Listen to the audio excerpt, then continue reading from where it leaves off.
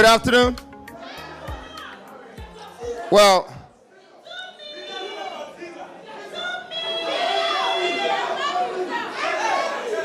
first of all, I want to say that this was very impromptu, but the minute that I heard that I have this opportunity to speak to the entire training college of this country, I jumped at the opportunity one time because it gives me a chance to get to know you and for you to get to know me. I like to say that I'm privileged to be standing here right now. I don't know how I'm going to use 10 minutes to influence you, to convince you, to impact you, and to change that fear into hope. Because I know something is not right with our country at this very moment. Me, myself, sometimes I go through that feeling that where is the future of this country taking us to? I don't really know, but now that I've taken the responsibility upon myself, I'm not going to say I don't know where I'm taking you. I do know where I'm going, and you're coming with me. I didn't see the energy in that because I don't know if you understand where you're going right now. And I'm offering my life. I'm offering myself. I'm asking that I will be your servant, but you will have to follow me.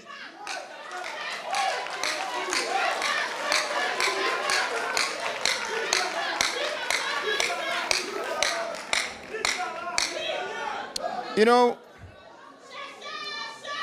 know, the only reason why there is anything like the new force right now is because of the youth of this country, the women of this country, the economy of this country, the future of this country, and how we are going to build it ourselves. You don't understand the power that you have in your hands, that the future, you're part of it. I see you as the future people of this country. With everything that you're doing, if you are not seeing it as a contribution to the success of this country, then you are a slave to someone. I don't know who you are a slave to. But if you can understand that your power, your knowledge, your contribution to whatsoever that you're doing in this country today would become the success of this country tomorrow.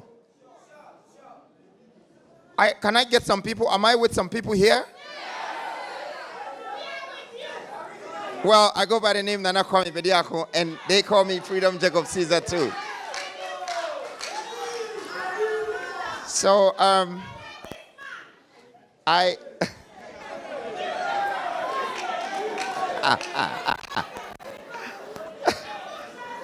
we have some bold ladies in the house, right? Somebody's screaming the ladies' man, and my wife is right behind me. So I don't know what kind of trouble she's trying to put me in, but you know what? I'm the people's people, okay? And I want to say this. I have embarked.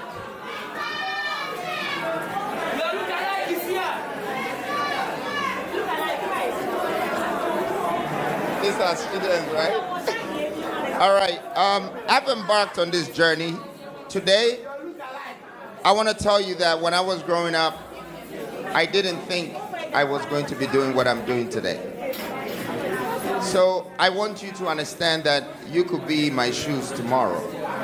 You never know what God is going to ask you to do tomorrow. But if it does, please, don't let him down. Don't let him down. Because if you do, it means you're scared. It means you're not courageous. And you know that courage is one of the most powerful tools that you have in life. Like when I apply my courage, guess what happens? I activate my wisdom. I activate my knowledge. I activate my grace. You know, I'm like a Superman and a Batman together. Once my courage kicks in, you know, there are things that 1,000 people are scared to say. I say it in a second. There are things that 1,000,000 people are scared to do. I decide to go ahead and do it. I want you to gather that courage before I leave here. It's one of the things that I'm leaving with you so you can activate your courage and then extract hope from this universe and let the hope replace your fear. So you have nothing to worry about because you know tomorrow is a better day. Once God lets you see tomorrow, it's going to be better than today or yesterday. I think we're going forward.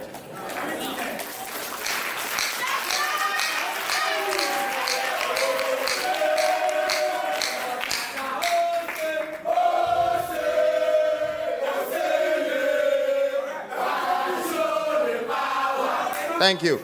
So, the first thing I'm leaving you with is courage. The second thing I am going to tell you is that I know many of you might not take this registration very seriously. The youth, we have now woken up. This is a revolution. You see presidents who are 35 years to 45 years old in Argentina, in Burkina Faso, in Senegal, in Mali. God is saying it's our time. Like the young people, it's your time to take your destiny into your hands. That for the past 50 to 100 years, the youth of our country and of our continent have not been a part of all our affiliations to do with governance. So we only grow up, and when our hair falls off, and when our stomach is falling, when we're tired, that's when they appoint us to build our nation and to build our country. Today, I'm here to empower you by letting you understand that there is no more of that. It is over. It is a new Ghana, a new nation, a new generation, a new people. New. Everything is new. And it's new because it's in the hands of the young people. So I want you to take this very seriously, because I will not be the man that will come to you and tell you that here is money, so go and vote for me. I will not do it. But I want you to understand that you should, please. Shh. Yes, I will not. But you can choose to dislike me, but one thing I'm not going to do is to let you trade your soul. Do you know this thumb is very powerful? Listen, if you don't have this thumb, these 4 fingers is useless. You can't even open your shirt button. And if someone tells you, give me your thumb and I'll give you money, and then you do it, you have sold your soul to that person for the next 4 years. And if I want to be your leader, do you think I'm going to do that to you? No. I am not going to.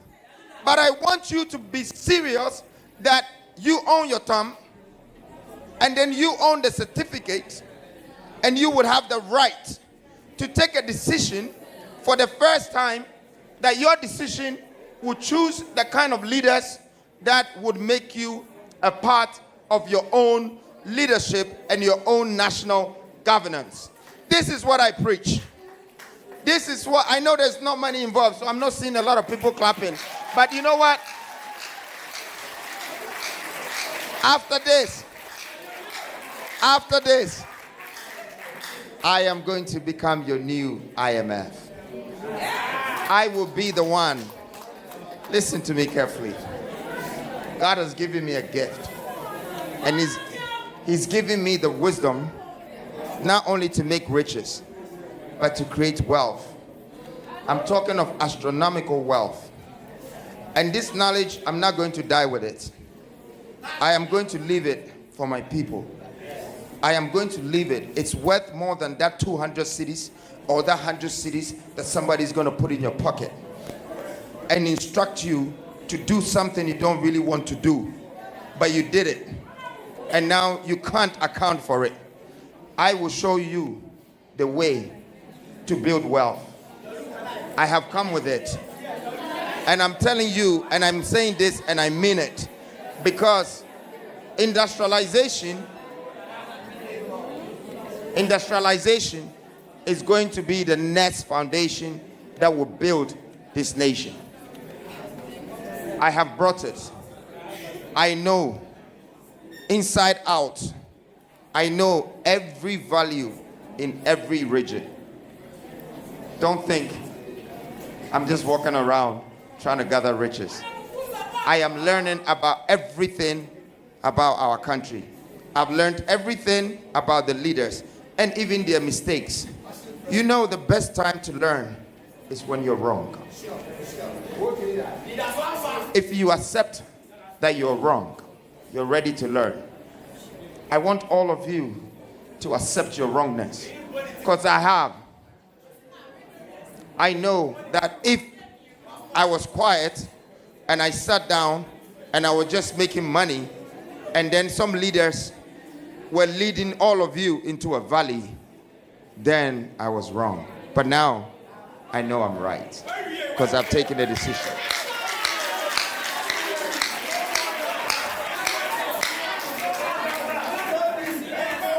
So I know that the training college, all the teachers of this country, they're very important. We have to, no, seriously, we have to educate the nation of this country, the people who are coming up, and we need to understand that whatever that we have in this country, we have to educate our people about. It's about what we have in our surrounding. It's not about the syllabus that has been enforced on you to educate or to create an academic curriculum with it. Think about the benefits. We're here to change that syllabus, to adjust it, so people can really understand what cocoa is, okay? People can really understand what government is. People should really understand what a constitution is. These things are very important in your country. Well, I will not change it overnight, but definitely we have to review it. And we have to review it to the point where it will be suitable for the youth and the nation.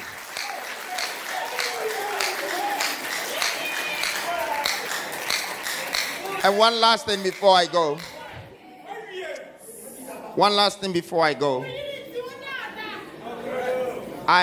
When I say I'm going to be your new IMF, I am coming with a startup capital for all startup businesses and ideas in this country for the youth. It's the most important thing for me. Because I know some of you are here and 20,000 cedis, which is less than $2,000, can start something for you. And I know some of you, when you come together with 500,000 cedis, if you're able to double that money, I don't mind even if it's 10 of you. If that money is doubled within 18 months, guarantee I will double it again. It means you're doing something. And profit is sanity. Anything else is vanity. So people that can make profits are my family. They are my friends. In the meantime, I know it's a struggle, and I'm just pleading with you to hold on, because things can be better than what it is today. Well, if you give up, you've given up on me, but I don't have much but you. And a lot of people might not understand me, who are much older than me, but I know young people do understand me, because you feel like me and I feel like you. We have a connection. Please, don't give up. Stay strong. You are all I have. And I want to tell all of you that I love you. I love this nation. I love this country. Thank you very much. God bless you. Teachers, when you become the president. Yeah. Sure. Thank you. Thank you. Do you want to ask quickly so I answer all together? All right. Thank you very much, Your Excellency. I'll use this opportunity to thank you for honoring our invitation, being here to be with trainees out here. But I would also like to know, you made mention at one of your forums that you sent C to Kumasi. But here is the case, we are trainees. Governments have come, and some are yet to come. They've added into their policies I would like to know what exactly do you have for trainees? Our allowances are somewhere that we don't even know. Our faith for this year, our money at Get Fund is somewhere. Trainees have not been posted. We don't know our faith. And then as the youth leader that you are, being with us, the sympathy, the empathy that you have, you want to know what you have for us. Thank you very much. Sorry, I mean, there were two ladies, so we have to just put one guy in quickly. Thank you so much. My name is Mohammed Idrisu. Your Excellency, Nana, what I want to know is that the conditions of service for teachers in this country is actually very, very appalling, which has led to many teachers leaving the source of this country for greener pastures outside there. What is this one thing that you do to change the lives of teachers? That's one question. And the follow-up question is that the child trainees in this country, we have exchange programs for other countries. That can be an opportunity for the teacher trainees to have exchange programs in different countries. Please, what are you doing so that we can have these kind of experiences as child trainees? Thank you. Thank you very much. All right. So there's three questions. One of them starts with the respect. The last two is similar. It's very related. Okay, what are you going to do for the teachers training college, and how do you help them with exchange programs so they can have outside programs as well and have that experience? Well, I'm going to answer your question first. We have to understand that respect is not given. I cannot give you respect. You have to earn it. Are you ready to earn respect? Because what you're already given is a lot of you that you're giving away. The way you want to address it would let people understand where you stand. Now, one thing that I don't think the country is doing as the youth is that they're not voicing out. Your voice is not powerful enough. Your organization, exactly, you're scared. If you're scared, then you have a problem.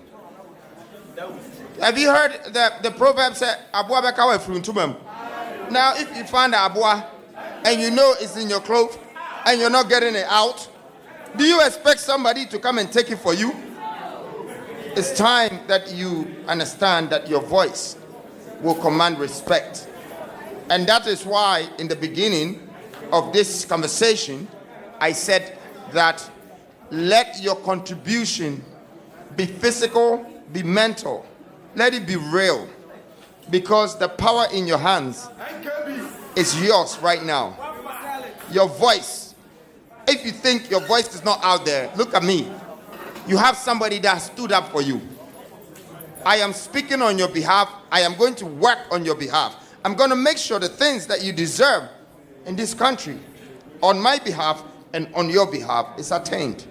But first, I can't have cowards following me. I need soldiers. And soldiers are brave hearts. So I want Ghanaians to demonstrate that courage and earn the respect.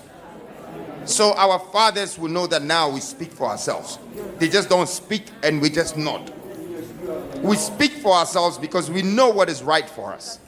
This is what I think the black man in Africa is lacking. Thank you. And then, what am I going to be doing for the teachers training college? There's so much I can do. So much. In terms of the part of reviewing certain things in the country, somebody asked me that, would I change this? Would I change that? Would I do this? Would I do that? The first things I'm going to do is to go back to the roots of a lot of the problems that is happening in different departments and different regions. And once we're able to find solutions to the problems that is making you not become more important but less important, I will switch that problem so you can start to get your sense of importance. So you can get what you deserve. So you can get some kind of support to uplift you. That is called value. The problem we're having right now with our governance is that there is no value for the citizens. Yeah, including myself, Yes, I have some hotels, I have some businesses. But if I tell you the amount of taxes and things that is being extracted from me, and no one is even saying, young man, well done for all the things you're doing. They're just bringing me bills. And aside, there are people who are also struggling and say, help me with fees, help me with doctor bills, help me with this, help me. So I want to tell you that rich people too are suffering in this country. It is, oh, it is. It's not as bad as poor.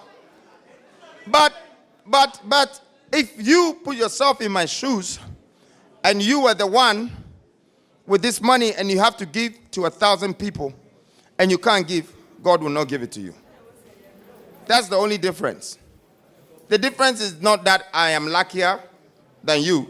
The difference is I'm more prepared. There's no such thing as luck. Chances come for the prepared minds. And if your mind is prepared, wealth will come to you. Riches will come to you. But you have to remember you'll be responsible to share it proportionally. Okay? Now, talking about exchange program, I think that is fair. Okay? But if we're going to do exchange program, I want to also see some white people training our teachers. It should be 50-50. Right? Do you guys agree with me? Yeah, it shouldn't be like, oh, we just want to go to Abuja, so take our people and go and do exchange program. It should be 50-50. It's not like if our nurses are going to England, your nurses too should come to Ghana. We should also learn some things. That is what exchange program means. But it shouldn't be one-sided. And if it's not effected properly, I can assure you, this is a simple button I'll press. If the world needs us, then they should give us what they also have so we can exchange skill sets. Thank you very much for taking your time, waiting for me. I'm happy I came here. Please, come this December, I want to see the youth and the women of this country jubilating, not because I am successful, but because they have seen a change in this country. Thank you very much. Thank you.